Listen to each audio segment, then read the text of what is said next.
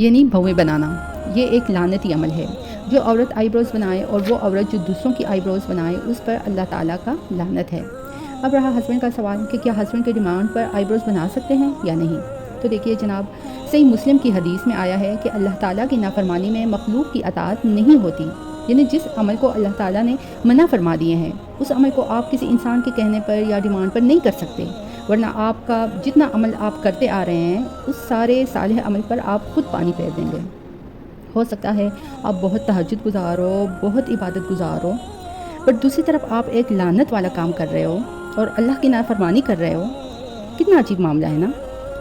مگر اگر آپ کے آئی بروز کے درمیان مطلب وہ درمیان سے جڑی ہوئی ہے اور مرد کی مشابہت لگ رہی ہیں، تو اب آپ انہیں کے درمیان مطلب جدائی لا سکتی ہے، اب آپ اس کو الگ کر سکتی ہیں، کیونکہ عورتوں کو مردانہ مشابہت اختیار کرنا ویسے بھی اسلام میں منع ہے، جائز نہیں ہے۔ تو اگر آپ اس کے درمیان جدائی لائیں، اس کو درمیان سے الگ کریں تو یہ ایک جائز عمل ہے۔ آئی بروز کو الگ کرنا، فطرت پر لانا، یہ کوئی فطرت میں تبدیلی والا کام نہیں ہے، صحیح ہے؟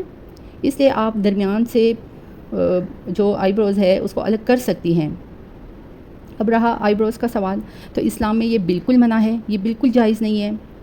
میری بہنوں، یہ ایک چھوٹا سا عمل ہے، اپنے اللہ کو ناراض مت کرے اس چھوٹے سے عمل سے، کیونکہ لعنت کوئی انسان نہیں بلکہ اللہ رب العالمین خود کر رہا ہے۔ میری اپنے بہنوں سے یہی گزارش ہے کہ ایسا کوئی عمل نہ کرے جس سے خود اللہ تعالیٰ آپ پر لعنت کرے۔ آپ جیسے بھی ہیں بہت خوبصورت ہیں۔ You are beautiful because Allah created you.